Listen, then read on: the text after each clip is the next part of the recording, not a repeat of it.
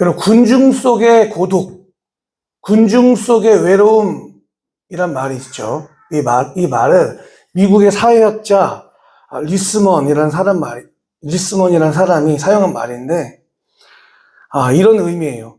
많은 관계 속에 살아가면서도 마음속에 외로움을 느끼고 또 소외감으로 힘들어하는 사람들의 마음의 상태를 뜻하는 사회적 용어입니다. 군중 속의 고독. 예. 근데 우리한테 적용해서 하면은 예를 들어서 이런 거예요. 우리 청소년 친구들이 학교에서도 친구들 속에 있고 학원에서도 친구들 속에 있어요. 가정에서도 가족 간의 관계 안에 있어요. 근데 많은 사람들 관계 안에 있는데 소외된 듯한 마음, 소외감, 외로운 거예요. 그럴 때가 있죠. 내가 친구가 없는 것도 아닌데, 내가 가족이 없는 것도 아닌데, 내가 주위에 사람이 없는 것도 아닌데, 내 마음 하나 어디에 털어놓을 대상자가 없는 거예요. 그때 느끼는 감정이 군중 속의 외로움인 것 같아요. 자, 우리 부모 세대도 마찬가지죠. 우리 부모 세대가 직장에서도 가정 안에 생활하고 계시는데 내 고민 하나 털어놓을 데가 없을 때가 있잖아요. 그렇죠? 특히 우리 부모님들은 더 그렇죠. 자녀한테 엄마 요즘 이렇게 힘들어, 아빠 요즘 이렇게 힘들어라는 것을 얘기할 수가 없죠. 얘기할 수가 없습니다. 그때 이제 겪는 감정이 이런 것이라는 거예요. 그런데 여러분, 성경에서도 군중 속의 외로움, 군중 속의 고독을 느꼈던 한 사람이 있습니다. 그게 바로 오늘 말씀 속의 주인공 니고데모입니다. 니고데모. 자, 여러분, 니고데모는 어떤 사람인가? 우리 하준이 나와서 이름 지을 때 뜻이 뭐죠? 하나님 뭐예요? 그렇죠? 하나님이 준비하신 아들. 그렇죠? 이름에 하준이의 정체성이 있죠. 그렇죠? 뜻. 이 아이가 앞으로 어떻게 살았으면 좋겠는가. 그런 마음을 담아 이름을 짓잖아요. 근데 이 니고데모의 이름은 승리한 백성, 백성의 정복자라는 뜻이에요. 이름이 엄청 좀 뭐랄까 세죠? 백성의 정복자, 승리한 백성. 아마도 이 니고데모의 부모님이 니고데모를 지었을 때 이 아이가 앞으로 이 이스라엘의 정말 이 상류층 가운데 지도자가 되었으면 좋겠다라는 마음을 염원하고 이름을 짓지 않았나 생각이 듭니다. 근데 이 니고데모는요, 사내들인 공의의 의원이었어요. 사내들인 공의의 의원. 요즘 말로 우리나라로 말하면 국회의원 같은 사람이었어요. 그러니까 이스라엘의 최고 의결 기구인 이 사내들인 공의회의 회원, 국회의원이 몇 명이었냐면 70명이었는데, 그러니까 대제사장을 제외한 나머지 70명이 이스라엘의 법을 만들고 입법부 그리고 사법부, 그러니까 이스라엘 최고 의결 기구가 사내들인 공의회예요. 거기 70명 중에 한 명이었어요. 그러니까 얼마나 대단한 사람이에요. 그렇죠? 최고의 어떤 권세와 부와 명예와 모든 것을 갖고 있었던 사람이 바로 이 니고데모였다라는 거예요. 그리고 이 니고데모는요, 바리새파 사람이었어요. 바리새파 사람들은 어떤 사람들이었냐면 일주일에 금식을 한 번씩 하고 율법을 지키는 것을 아주 엄히 지키는 사람들, 그리고 10의 3조를 헌금한 사람들이에요. 그러니까 종교적으로 봤을 때는 흠이 없는 사람이에요. 아주. 자, 근데 이 니고데모가 오늘 말씀 한번 찾아볼까요? 1절 말씀 보니까 바리새파 사람 가운데 니고데모라는 사람이 있었다. 그는 유대 사람의 지도자였다. 그렇죠? 제가 지금 설명드렸죠. 근데 2절 말씀 보니까 이 사람이 밤에 예수께 와서 말하였다. 랍비님, 우리는 선생님이 하나님께로부터 오신 분임을 압니다. 하나님께서 함께 하시지 않으시면 선생님께서 행하시는 그런 표징들을 아무도 행할 수 없습니다. 저 보세요. 지금 이스라엘의 가장 최고 상류층인 세상에 말하는 어떤 행복의 기준, 돈과 명예와 권세를 이 삼중 축복을 다 갖고 있는 이 니고데모가 뭐가 부족해서 바리새파 사람들 입장에서는요, 이 사내들인 공의의 입장에서는 예수님은요, 지금 신성 모독을 하고 있는 정치범에 불과한 거예요. 예수님이 자신이 하나님의 아들이심을 공공연히 말하고 다닌단 말이에요. 그런데 이스라엘의 최고 의결기구인 그 한 국회의원, 이 니고데모가 예수님을 찾아왔는데 언제 찾아왔어요? 밤에 찾아온 거예요. 밤에 찾아왔다는 거는 은밀하게 찾아왔다는 거예요. 아무도 보지 않았으면 좋겠다는 거예요.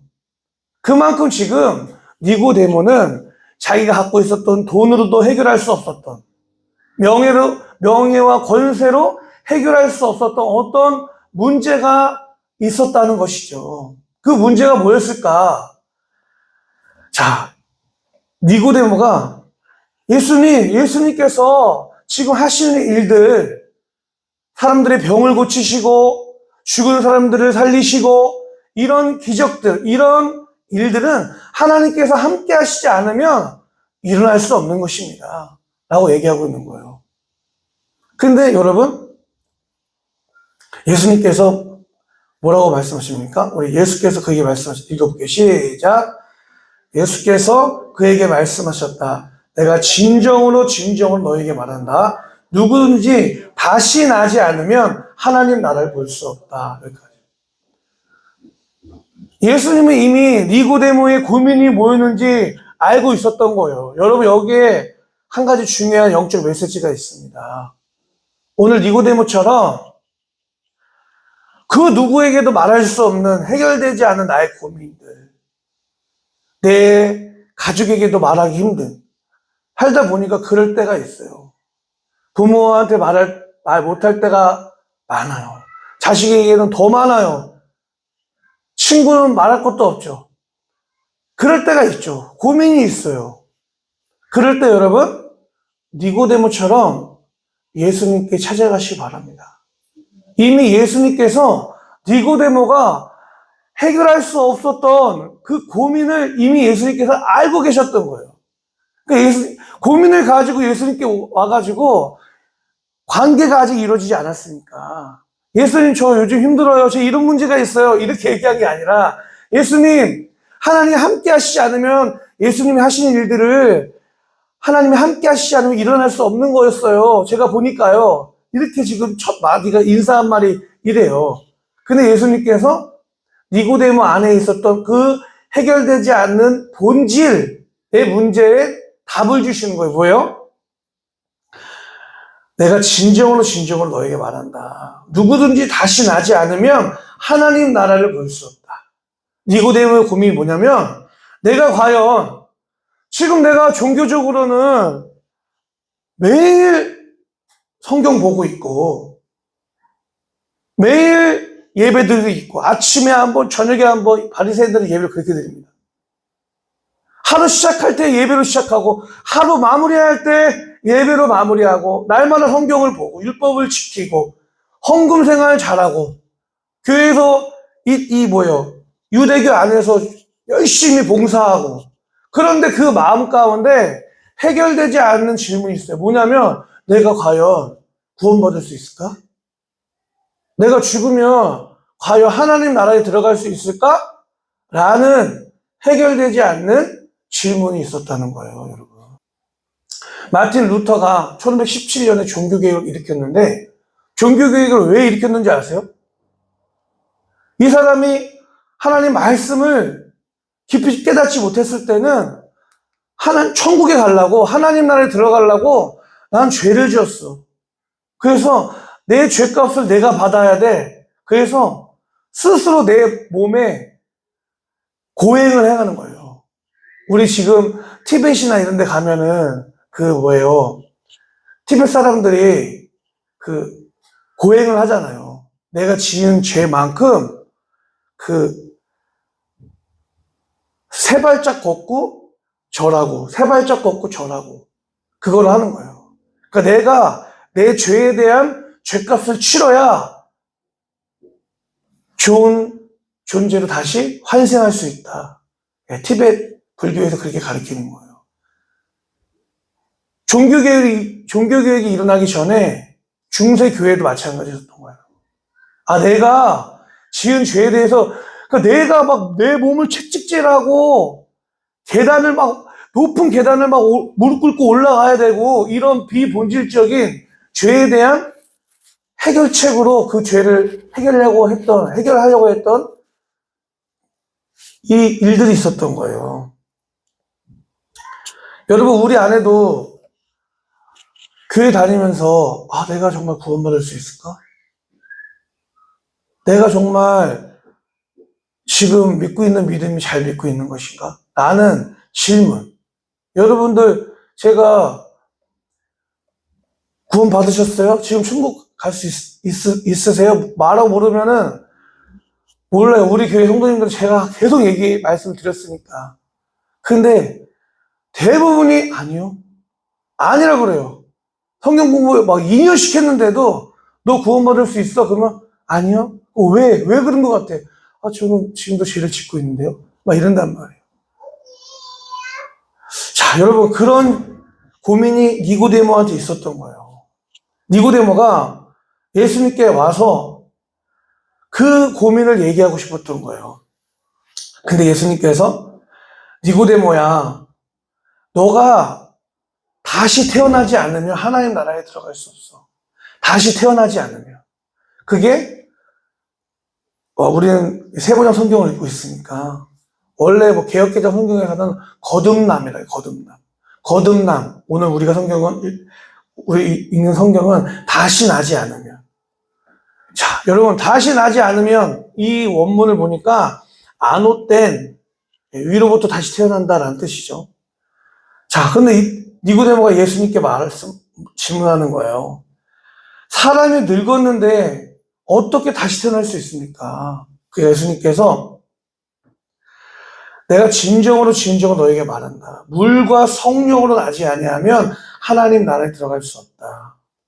여러분, 그렇다면 물과 성령으로 난다는 게 무엇일까요? 자, 어떤 목사님 제가 말씀 들어보니까 물과 성령, 자, 잘 들어보세요. 물과 성령으로 나지 않으면 하나님 나라에 들어갈 수 없대요. 근데 물을 성령으로 해석을 하는 거예요. 그러면 뭐예요? 성령과 성령으로 나지 않으면 하나님 나라에 들어갈 수 없다는 거죠. 네. 그러니까 이것을 강조하기 위해서 얘기했다는 거예요. 그런데 여러분, 다시 태어난다는 건 뭐예요? 뭐를 내포하고 있는 거예요, 그 안에? 다시 태어난다. 라는 거는 죽어야 다시 태어나죠. 그렇죠? 그러니까 다시 태어난다는 거는 죽고 다시 태어나는 것을 내포하고 있는 거예요. 이해되셨죠? 그러면은 죽고 다시 태어난다는 하나님의 말씀은 어디에 있을까? 이것을 말하는 것이 예수님만 여기서 말하는 게 아니라 다른 성경에도 말씀하고 있었을 거 아니에요. 죽어야 다시 태어난다. 자, 우리 로마서 6장 3절부터 5절 말씀 찾아볼까요?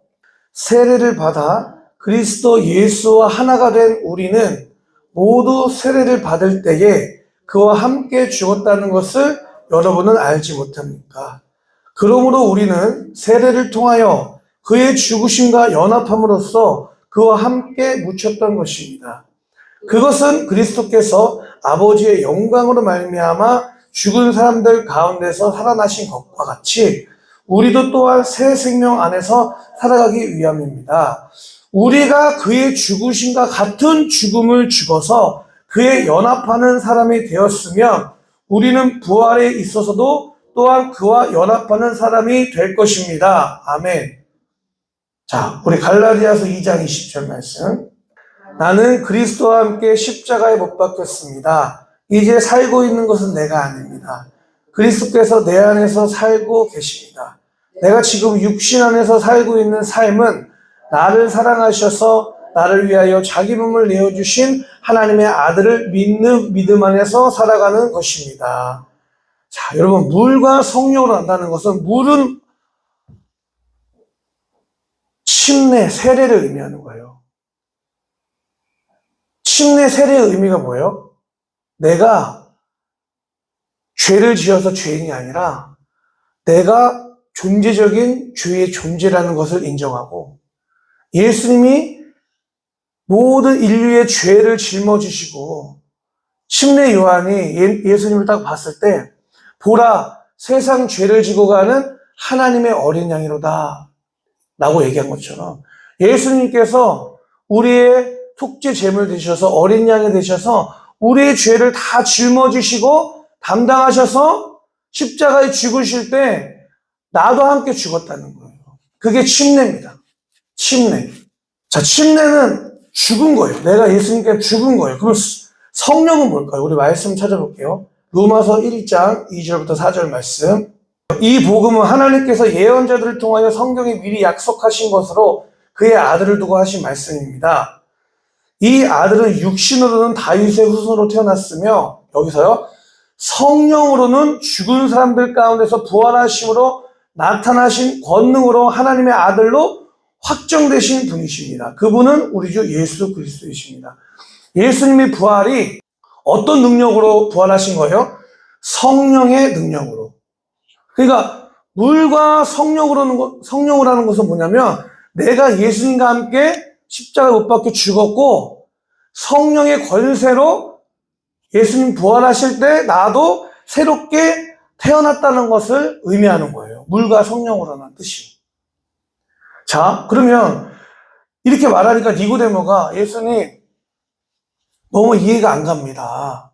너무 어려워. 그러니까 예수님께서 다시 설명해 주세요. 다시. 자, 예수님께서 이렇게 말씀하십니다. 육에서 난 것은 육이다. 오늘 여러분 우리 이거 예배 마치고 2부 순서로 뭐예요? 우리 귤이 달걀 만들어 왔어? 안 했어? 오늘 같이 할 거잖아. 그치? 달걀 꾸밀 거잖아. 왜 부활절에 여러분 왜 달걀 왜 꾸며요? 왜 막 데코하고 왜 해요? 그 의미가 뭐냐면요.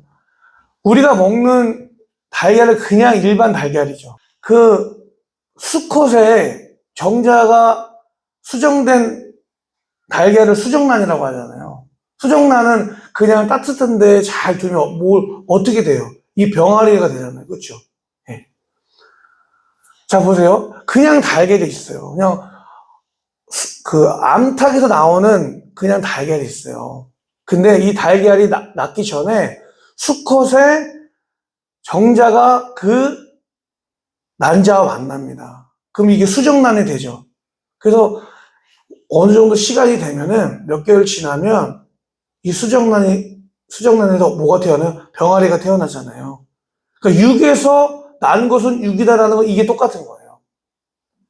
그러니까 아빠 엄마의 정자와 난자가 만나서 그 전에는 엄마의 난자가 그냥 몸에 살다가 그냥 이렇게 생리적 현상으로 없어지는 그런 어떤 존재였어요. 근데 아빠의 정자와 엄마의 난자가 만나면 이게 전혀 다른 일들이 벌어지는 거예요. 뭐예요? 나중에 10개월 후에 새로운 생명이 태어나잖아요. 그렇죠? 그러니까 육에서 나는 것은 육이다라는 것은 그런 뜻이라는 거예요. 다시 예수님께서 영으로 낳은 것은 영이요 라고 설명하세요. 자, 우리 이거 찾아볼게요. 요한복음 6장 63절 말씀. 생명을 주는 것은 영이다. 육은 아무데도 소용이 없다. 내가 너희에게 한 말은 영이요 생명이다. 예수님의 말씀이 뭐래요? 영이요 생명이다. 자, 예수님의 말씀이 영이래요. 자, 그리고 베드로전서 1장 23절 말씀. 베드로전서 1장 23절 말씀. 여러분은 다시 태어났습니다. 그것은 썩을 씨로 그렇게 된 것이 아니라 썩지 않을 씨, 곧 살아계시고 영원하신 하나님의 말씀으로 그렇게 되었습니다. 자, 저 보세요. 영으로 낳은 것은 영이래요. 이 말의 말씀의 뜻은 뭐냐면, 여러분, 예수님의 말씀이 뭐예요? 영이에요. 베드로전서 말씀 가운데도 우리의 거듭남은 살아계시고 영원하신 하나님의 말씀으로 그렇게 되었대요. 자, 그러니까 말씀의 핵심은 뭡니까? 여러분, 구약 성경이 있고 신약 성경이 있어요. 구약 성경은요, 우리 인간의 구원의 필요성에 대해서 얘기하고 있는 거예요. 우리 인간의 존재가 어떤 존재인지를 이스라엘 백성을 통해서 간접적으로 알게 하는 거예요. 이스라엘 백성들이 하나님의 은혜를 끊임없이 체험하고 경험하고 기적을 체험하고 그럼에도 불구하고 어때요? 결국에는 말라기 마지막에는 뭐라고 합니까? 하나님이 언제 우리 사랑했어? 하나님이 나 언제 도와줬어? 이럽니다. 광야 생활에서 하나님의 기적을 체험한 이스라엘 백성들이 기적을 체험하면 그때뿐인 거예요. 조금만 힘든 일 생기면 하나님 원망하고 불평하는. 전형적으로 우리의 모습과 똑같죠. 성경을 봐도 그렇고요, 여러분. 인류 역사를 한번 보세요, 여러분. 인류 역사는요, 과학도 그렇고요, 모든 문명은요, 전쟁을 통해서 발전됐습니다. 우리가 지금 쓰는 핸드폰, 내비게이션, 이런 것도 있잖아요. 다 뭐예요? 전에는요, 군사용으로 나온 거였어요. 그러니까 전쟁에서 이기려고 한 나라가 한 나라를 정복하려고 길을 쓰고 연구해서 지금 발전되는 게 우리 지금 과학 기술이고 문명입니다. 그러니까 인류 역사가요, 전쟁의 역사예요. 전쟁의 역사. 그러니까 인류가 하나님 앞에 끊임없이 죄를 지을 수밖에 없는 존재적인 죄인임을 우리는 알 수 있는 거예요. 성경이 그것을 얘기하고 있는 거예요. 그럼 여러분, 우리가 존재적인 죄인임을 깨닫고 내가 오늘 거짓말해서 죄인이 아니라 죄인이기 때문에 여러분, 우리 인간의 그냥 메커니즘이 그냥 구성 요소가 예수님께서 그러셨잖아요. 하나님께서는 사람의 머리털까지도 다시 태신받았대요. 여러분 머리털 셀 수 있어요? 없잖아요. 그러니까 하나님은 우리 인간의 그냥 본질을 알고 있는 거예요. 메커니즘을 알고 있는 거죠. 그러니까 우리가 죄를 지을 수밖에 없는 존재라는 것을 하나님은 알고 계신 거예요. 인간 스스로 이 죄에서 구원받을 수 있는 어떤 조건이 없는 걸 하나님은 아신 거예요. 그러니까 누굴 보내셨어요? 자신의 아들을 보내신 거예요. 자신을 보내신 거예요. 자신이 내려오신 거예요. 그래서 그 죄의 문제를 우리가 해결할 수 없으니 하나님이 그 죄의 문제를 본인이 껴안고 대신 죽으신 거예요. 여러분, 오늘 부활절은 그런 거예요. 우리가 하나님의 말씀을 받아들였어요. 예수님의 말씀을 받아들였어요. 오늘 여러분들의 그 믿음을 다시 한번 좀 점검했으면 좋겠어요. 여러분들이 정말 죄인임을 인정하시고, 내가 정말 죄인임을 인정하고, 예수님이 나의 죄를 짊어지시고 담당하셔서 예수님 십자가에 죽으실 때 나도 죽었구나. 여러분, 패션 오브 크라이스트 영화를 볼 때 우리 보고 나서 나눴잖아요. 소감을 나눴잖아요. 근데 규리가 되게 재미있게 얘기했잖아요. 너무 예수님을 때리니까 너무 화가 났다고. 저도 그랬어요. 보면서 연출자가 왜 이렇게 때리는 거를 오랫동안 저렇게 만들었을까. 근데 집에 가서 그 다음날 다시 어떤 생각이 들었냐면, 그 영화가 참 성경적인 영화였구나. 여러분, 영화가 되게 잔인했죠. 근데 실제는 더 잔인한 거예요. 실제는 여러분, 예수님 여기 속옷 입고 있잖아요. 실제는 여러분 속옷도 없는 거예요. 그냥 발가 벗긴 거예요. 수치스러움을 그냥 걷고 있는 거예요. 실제는 여러분 훨씬 더 비참하고 잔혹한 십자가 형벌입니다. 그러니까 내가 예수님이 저렇게 십자가에서 고난 받으셔야 했을 만큼 내 죄가 그렇게 깊고 심각하고, 여러분, 우리 신앙생활의 목적지는요, 예수님 믿고 축복받고 좋은 데 가고 좋은 대학 가고 좋은 직장 취직되고, 과거 한국교회가 그런 복음을 전했어요. 그래서 여러분 이 꼴이 난 거예요, 한국교회가. 요즘 한국교회 여러분 세상 사람들한테 어떤 질타 받습니까? 개독교라고 그래요. 너희가 우리랑 뭐가 달라? 더하면 더했지. 왜 그렇게 된 거예요? 저질스러운 거예요. 교회는 다니고 있는데 뭔가 잘 살고 있는 것 같은데, 삶이 형통한 것 같은데 내가 죄인임을 모르는 거예요.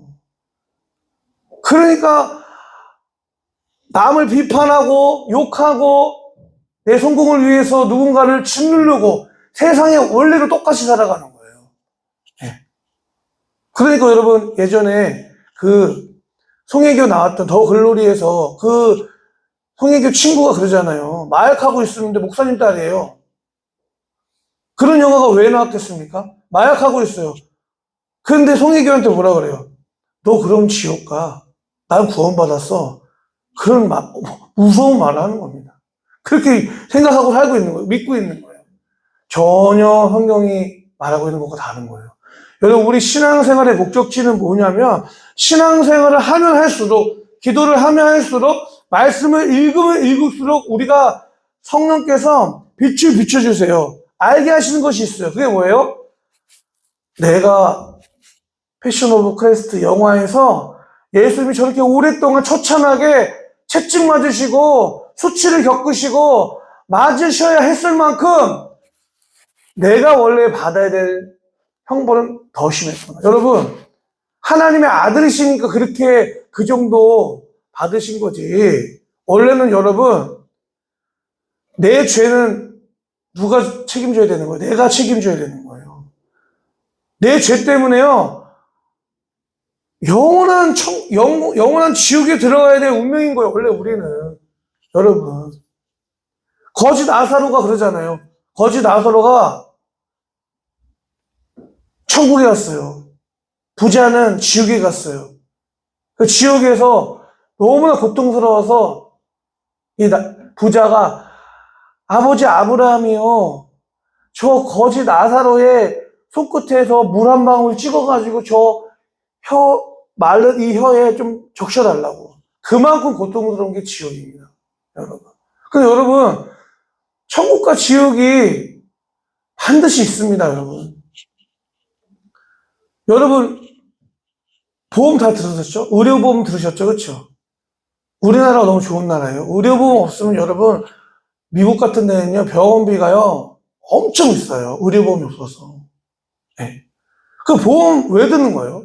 자동차 보험 왜 들어요? 암보험 다 들으셨죠? 있으세요? 암보험? 그거 왜 들었어요? 암에 한번 걸리면 병원비가 막 6천만 원 막 이렇게 나오잖아요. 그러니까 다 보험 드는 거예요. 근데 여러분, 여러분의 영혼의 보험은 드셨습니까? 아니, 혹시 일어날지 모르는 교통사고 보험은 들고, 혹시 일어날지 모르는 평생 안 걸릴 수 있는 암 때문에도 보험을 들어요. 한 달에 몇십만 원씩이요. 의료보험 들어요. 근데 여러분, 전 세계에서 지금도 가장 많이 인쇄되고 있고, 전 세계에서 가장 많은 사람들이 읽고 있는 성경은 천국이 있고 지옥이 있다고 분명히 말하고 있는데, 여러분, 우리 영혼에 대한, 영원한 삶에 대한 보험은 들지 않고, 전 제일 무서운 게 뭔지 알아요? 믿지 않는 사람들도요, 천국이 있다고 믿고 지옥이 있다고 믿어요. 근데 막연하게 인생에서 가장 중요한 게 뭔지 아세요? 이 땅에서 살면서 여러분, 지옥같이 살았어도, 이 땅에서 삶이 내가 너무 힘들게 살았어도 천국에 가면 성공하는 거예요. 근데 제일 실패가 뭔지 아세요? 이 땅에서의 삶도 지옥같이 살았는데, 이 땅에서의 삶도 너무나 힘들게 살았는데, 영원한 지옥에 들어간 사람 너무나 불쌍한 거예요. 여러분 영혼의 보험을 드셨어요? 우리가 천국 갈 수 있는 유일한 길, 진리, 생명은 여러분 예수님이에요. 물과 성령으로 나지 아니하면 천국에 들어갈 수 없다. 내가 예수님께서 나의 죄를 짊어지시고, 죄는 내가 졌는데, 죄는 내가 졌어요. 근데 우리를 창조하신 하나님께서 그 죄의 결과를 원래 내가 직면해야 되는데, 그것을 보실 수 없었던 거예요. 왜요? 하나님은 사랑의 하나님이시기 때문에. 그래서 그 죄를 하나님의 아들이신 예수님께 그대로 전가시키신 거예요.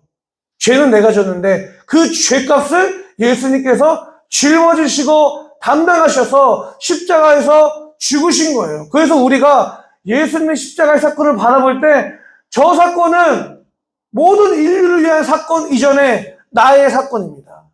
나를 살리기 위해서, 나를 천국 가게 하기 위한 나 개인의 사건입니다. 그것을 내가 인정합니다.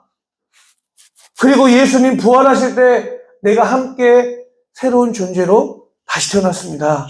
라는 것을 믿을 때 이 말씀이 물과 성령으로 났다는 거예요, 여러분. 물과 성령으로. 영으로 영이 남는 게 바로 이것입니다.